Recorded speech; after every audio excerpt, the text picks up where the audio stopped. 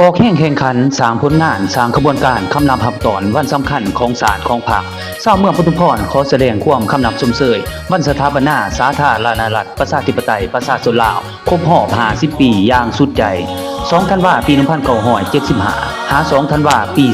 2025สาธารณรัฐประชาธิปไตยประชาชนลาวมั่นยืน